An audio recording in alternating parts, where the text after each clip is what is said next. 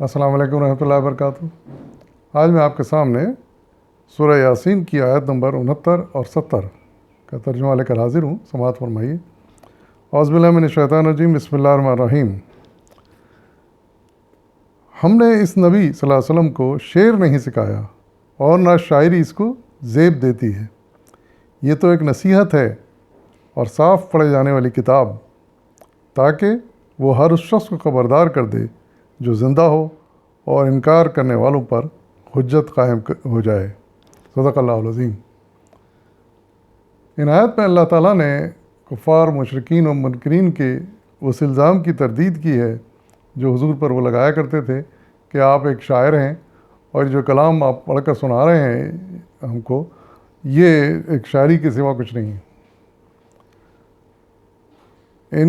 اس بات کی یہاں پر تردید کی جا رہی ہے اور ارشاد فرمایا گیا ہے کہ یہ نبی، ان کو ہم نے یعنی صلی اللہ علیہ وسلم کو شعر نہیں سکھایا۔ اللہ تعالیٰ ارشاد فرمایا ان کو شاعری اور شعر نہیں سکھایا، اور نہ ہی ان کو یہ شاعری زیب دیتی ہے۔ تو یہ دونوں باتوں پر ہم غور کریں تو حقیقت میں ان کے منکرین کی اور کفار کی یہ بات سراسر لغو اور بے تکی نظر آتی ہے، جس کی کوئی بنیاد نہیں ہے۔ پہلی بات تو یہ کہ حضور صلی اللہ علیہ وسلم کی شخصیت ان کے سامنے تھی، آپ ان کے سامنے پلے بڑھے، جوان ہوئے، اور پھر 40 سال کی عمر میں آپ کو نبوت ملی، تو 40 سال تک وہ آپ کو دیکھ رہے تھے، اچھی طرح جانتے تھے آپ کو اور آپ کے خاندان کو اور آپ کے کردار کو کہ کس اعلیٰ معیار کا کردار ہے، کتنا صاف ستھرا کردار ہے، اور یہی وجہ ہے کہ ان کو وہ صادق و امین کے نام سے بھی پکارا کرتے تھے۔ تو اتنے اچھے کردار، صاف ستھرے کردار جس پر کوئی داغ نہ ہو، تو یہ شاعروں میں مشکل ہی سے پایا جاتا ہے۔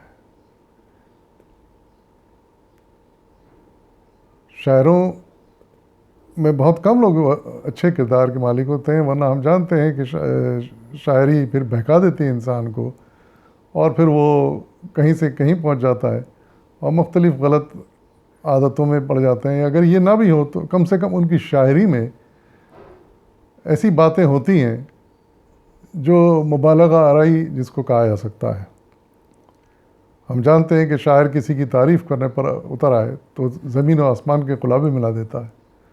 کسی شخصیت کی شاعری کرنی ہو، کسی خاتون پہ شاعری کرنی ہو، کسی منظر پہ شاعری کرنی ہو، کسی بھی موضوع پر، کسی علاقے کے اوپر شاعری کرنی ہو، کسی واقعے پر شاعری کرنی ہو، تو اس میں مبالغہ آرائی زیادہ ہوتی ہے، حقیقت کم اور مبالغہ آرائی زیادہ ہوتی ہے۔ یا پھر غیر سنجیدہ شاعری جو ہوتی ہے اس میں ہنسی مذاق پایا جاتا ہے، ٹھٹے لگائے جاتے ہیں، اور مذاق کے علاوہ اور کچھ نہیں ہوتا۔ تو ایک نبی جو کہ اتنے اچھے کردار کا مالک ہو، تو ایسی سنجیدہ باتیں جو اس قرآن میں کہی جا رہی ہیں، وہ کس طرح ایک سنجیدہ سوبر پرسنالٹی کا آدمی جس کے شخصیت سے سب متاثر ہوں کہ وہ ایک بہترین شخصیت ہے، وہ یہ کام کیسے کر سکتا ہے؟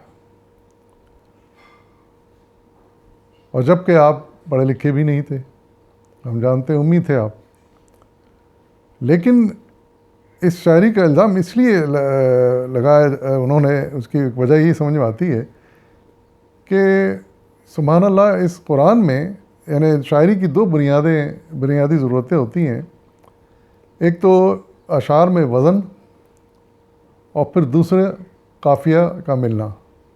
یہ دو چیزیں بڑی شاعری میں ضروری ہوتی ہیں، اور تعجب کی بات یہ ہے کہ اللہ تعالیٰ کے اس کلام میں دونوں باتیں بھی پائی جاتی ہیں، یعنی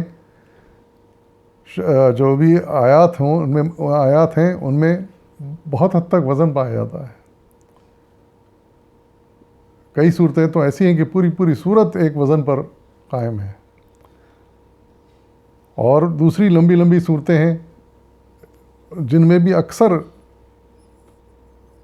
آیات جو ہیں وہ وزن پر قائم ہیں۔ مثال کے طور پر سورہ اخلاص کو لے لیجئے کہ اس کو پڑھ ڈالیے، قل اللہ احد اللہ الصمد لم یلد ولم یولد ولم یکن لہ کفوا احد۔ پہلا آیت سے لے کے آخری آیت تک سب دال پہ ختم ہوتی ہیں۔ یہ شاعری کی خاص صفت ہوتی ہے کہ وہ قافیہ برقرار ہے اس پہ۔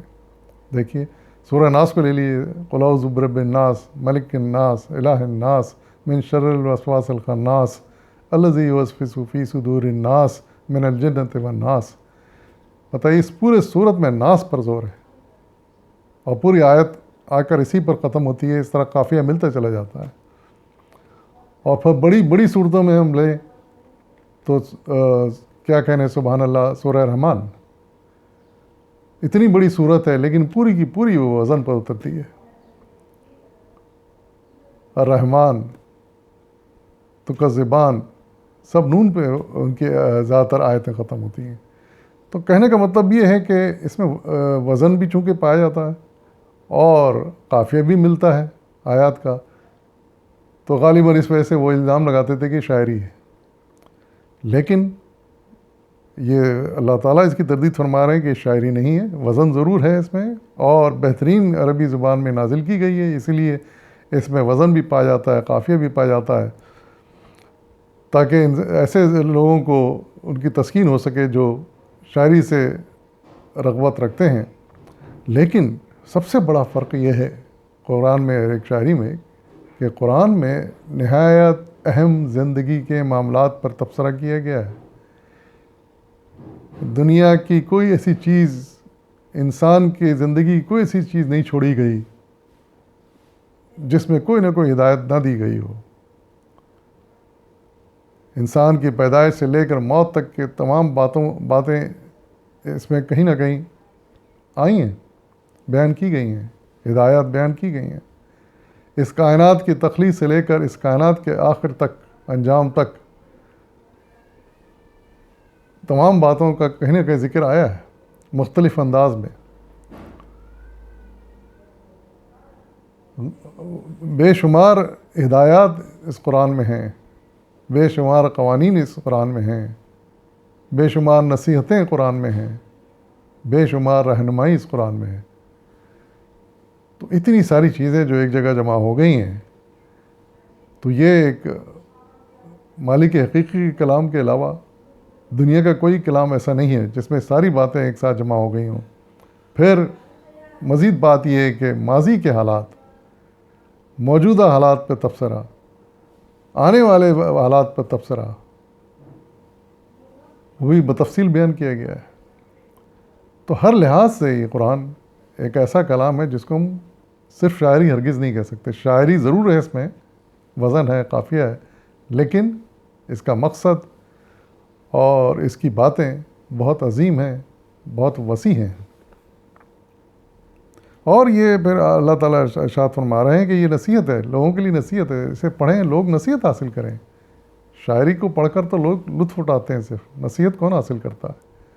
لیکن یہ کتاب اللہ تعالیٰ ارشاد فرما رہے ہیں کہ اس لیے نازل کی گئی کہ لوگ پڑھیں اور نصیحت حاصل کریں، اپنی زندگی کو سدھاریں، اور جو زندہ ہیں ان کو مخاطب کی گئی ہے تاکہ وہ اپنی زندگی کو سدھار لیں، اور جو انکار کرتے ہیں اس کا، ان پر یہ پھر حجت ہے۔ حجت سے مراد یہ ہے کہ ایک دلیل ہے کہ یہ جو باتیں ہیں انسان کی زندگی سے متعلق، انسان کی پیدائش سے متعلق، آخرت سے متعلق، یہ باتیں بڑے واضح انداز میں انسان کے سامنے پیش کر دی گئی ہیں۔ ان کا اچھا انجام بھی بتا دیا گیا ہے، ان کا برا انجام بھی بتا دیا گیا ہے۔ اب انسان کے اوپر ہے کہ وہ کس طرح ان سے سبق حاصل کرتا ہے اور کس طرح ان ہدایات پر چلتا ہے، یہ اب انسان کی ذمہ داری ہے۔ تو یہ وہ مقصد ہے جو ان آیات میں بیان کیا گیا ہے، اور ہمیں ہمیشہ اس کو مد نظر رکھنا چاہیے، اس کو فراموش نہیں کرنا چاہیے۔ وآخر دعوانا الحمدللہ رب العالمین۔